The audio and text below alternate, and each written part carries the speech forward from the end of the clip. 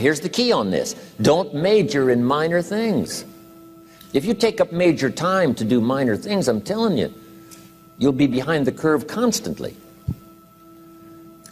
Here's what we learn in sales training. What's major time and what's minor time? Here's minor time, thinking about prospects. Here's minor time, making lists of prospects. Here's minor time, keeping books on prospects. Here's minor time, going to see the prospect. Here's minor time, evaluating the prospect after you've been there. That's all minor time. Here's major time, in the presence of the prospect. That's major time. And if you took a look, if you're in sales and you took a look at a week, you'd say, my gosh, I'm spending 90% of my time on the minor stuff and so little time on the major stuff in the presence of. How many hours in the presence of in my day? How many hours in the presence of during my sales week? Because the time that really counts is in the presence of the prospect. Majors and minors. Here's another key time management essential. Don't mistake movement for achievement. It's easy to get faked out by being busy. Guy comes home at night all exhausted, falls in the chair and says, oh, I've been going. Here's the big question. Doing what? It's not the going. Some people are going, and they're doing figure eights. Their progress is small. So don't mistake movement for achievement. Here's another one in sales we learned. Don't mistake courtesy for consent. If somebody's pleasant and they nod, you say, oh, they're going to buy. No, they're courteous. You can't mistake courtesy for consent.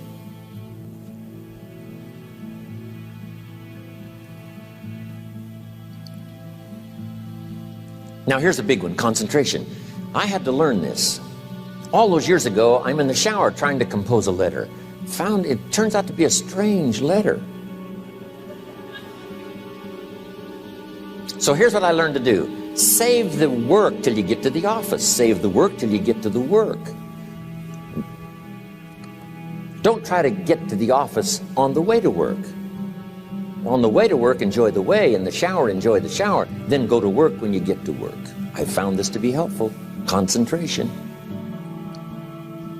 Here's another big one. Learn to say no. I'm telling you, in such a social society we have now, it's so easy to try to be a nice person, saying yes, yes, yes to everything. Find yourself overloaded. Now you got to call and make the, well, gosh, you know, all the time it takes to back out of something that you said yes to too quickly. Here's what might be better. I don't think so, but if that changes, I'll call you. Little things you can use not to overcommit yourself. My friend Ron Reynolds says, don't let your mouth overload your back.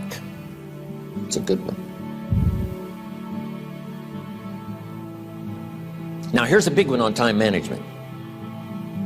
When you work, work. When you play, play. Don't mix the two. Don't work at play. I used to take my family to the beach and I would bring my briefcase.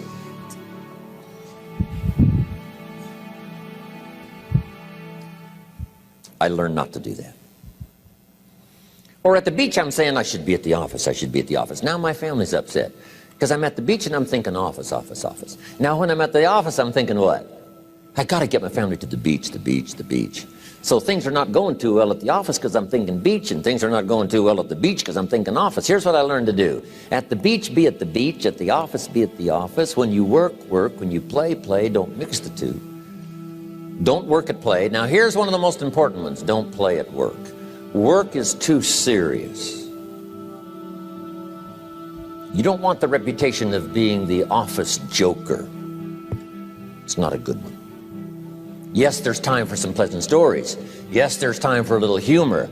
Yes, best if it's a happy office, of course. But I'm telling you, you got to be serious about work because you're parting with a piece of your life for the work you do.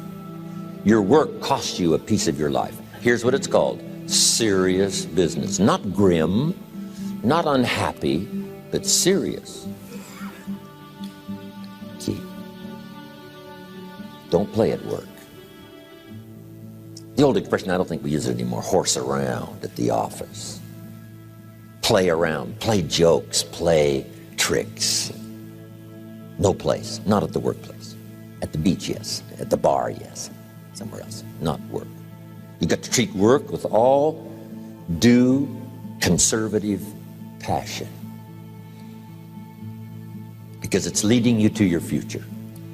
Here's another key phrase: all work is good. You may not like your job, but if it's the stepping stones to get you to where you want to go, you got to appreciate your job. You don't have to have a passion for your job. Here's the ultimate passion: a passion for incredible success in every department of my life. That's the passion. But don't look down on some menial job you have to do to finally get you to where you want to go. No job is menial. No job is not, every job is noble. Training life for pay, making a contribution to society. Next, analyze how you are. And if you have some weaknesses, if you doesn't seem like you can change, here's the key: get it covered. I used to keep promising myself I'd keep the books, keep the books, keep the books. Finally, I gave that up. And back then, it only took me an extra $50, $60 a month for some accountant to keep the books. I said, no, I'm going to save the $50. You can't believe what I started losing in productivity because I tried to save the $50. So the key is, a lot of the time you can stay like you are, but just make sure you get it covered. Okay. Next, beware of the telephone and all other systems of communication, especially the telephone at home and systems of communication at home. And here's one of the best lines I've got for you for the weekend: let all communication systems serve you, but don't let them intrude. When it comes time to have dinner with your family, you shut off all systems, unless the ones that can take messages silently. Don't let the phone ring. Don't let anybody intrude, come through the front door nor the back door, nor through the telephone or any other device. So you can't reach John and his family when he's having dinner. The President of the United States couldn't get through. If you develop that kind of a reputation, father, mother, when we have dinner, when we're visiting and have this time with our family, nothing intrudes. So don't let these clever little devices keep intruding.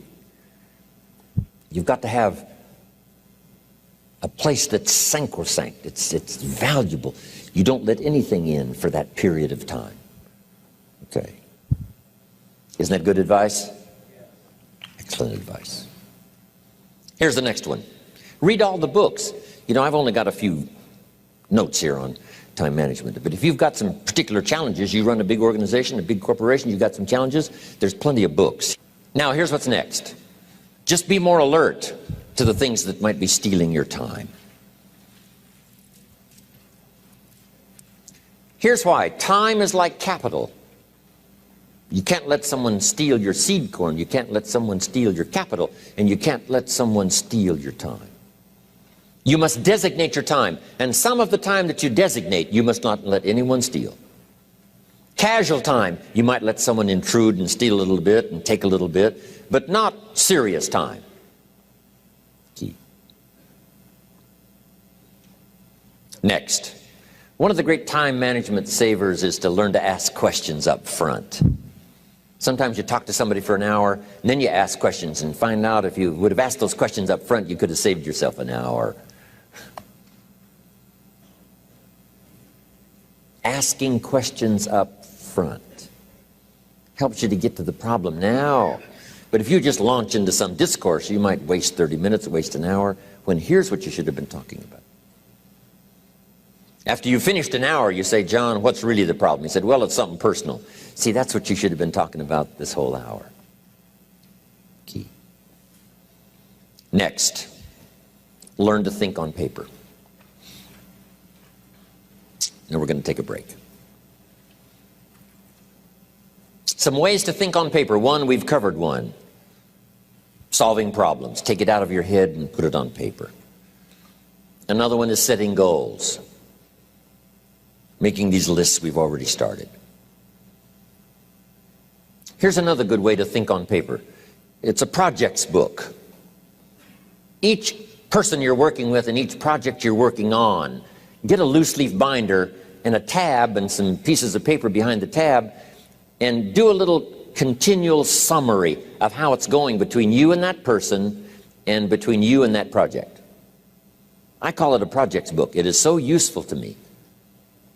But what's going on between you and this person? When you last got together, what did you talk about? And you got a few notes there. Here's what we talked about the last time we got together. Now when you get together again, you can review that so you'll know better what to talk about. When the president gets ready to travel and he's going to meet some important people, guess what they bring him? All these briefing books. Right? The last time you were with Khrushchev, Kennedy is informed. Here's what he said and here's what you said. Kennedy said, oh, that's valuable. I need to remember that. If a person is important, it's worth a little running account. You might even have a projects book for your children. Here's what's happening between me and my child. We've talked about this, and we've talked about this, and we've talked about this. Next, a day timer. Keeping track of all of your appointments. You know, mine is all filled with, you know, when to catch an airplane and when to do a seminar and when to sit down and have a conference, all the rest. Next is a game plan.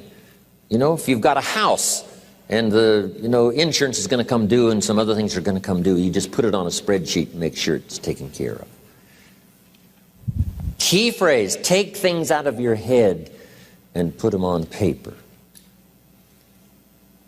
And the key is to just experiment with different ways that helps you to do that. Now here's the last one, thinking on paper, and that's to keep a journal. One of the things I'm known for around the world, have been now for 39, 40 years, is keeping a journal. Now my journal is not a, you know, it's not necessarily a, it's not like a diary. It might be part diary. You know, I'm flying over Ireland and I write down a few little things that impress me. Today I met this person. Wow, what an extraordinary event. Today I conducted this seminar in Rome. 1,000 people stood up and sang for me. I've got a little bit of a diary in there. But here's what primarily your journal is for. Collecting good ideas. A journal is to collect good ideas on your health, good ideas for your business, good ideas for your future, good ideas for time management. Because I used to take notes on pieces of paper and torn off corners and backs of old envelopes and restaurant placemats. And I threw all this stuff in a drawer. It did not serve me well. I finally learned to get a bound copy, right? And just keep a journal, right? If I was here, I had my journal, I'd be taking notes, right? These 2 days in my journal. Now, if you're caught without your journal, you just take the notes. When you get back home, you put those notes in your journal, throw the paper away. Because we don't usually go through paper to review. But see, my journals now make up a significant part of my own library. My journal's all reserved privately for my children and my grandchildren. Can you imagine what I've collected over the years? It's unbelievable. There are 3 treasures to leave behind. I think you've already got those notes, right? Here they are. Number 1, your pictures. Don't leave the event unrecorded. It takes only a fraction of a second to say, here's who I was with. When I travel the world, right? We take all these pictures, and here's one of the gifts. People send me the pictures they took of me and them. It's part of the treasures I have on the farm. Incredible. A picture's worth 1,000 words to describe the scene, the emotion, what happened. Say, wow, this was an extraordinary day for me when I met these people. Here's what they told me happened to them when they went to my seminar 10 years ago. Wow, the drama comes back if you've taken the pictures. It's one of the treasures to leave behind when you go. Remember the old photographs that we have now of, 100 years ago, 70, 80 years ago, just a few photographs? What would it be like if you had thousands of photographs of the past, of your history, your mother, your father, right? Grandparents? So change all of that now for your children. Leave all your photographs as a record Here's what's next to leave behind, and that's your library. The books that changed your life, the books that changed your health, the books that rescued you from oblivion, the books that you passed on to other people, they were so exciting for you, the books that made you financially independent, the books that developed your leadership, the books that gave you wisdom to ponder when things were tough, the books that got you through the winter, the books that helped you to plant in the spring and harvest in the fall. What a treasure to leave behind. If you do that, here's what's for sure. Your books will be more valuable than your furniture.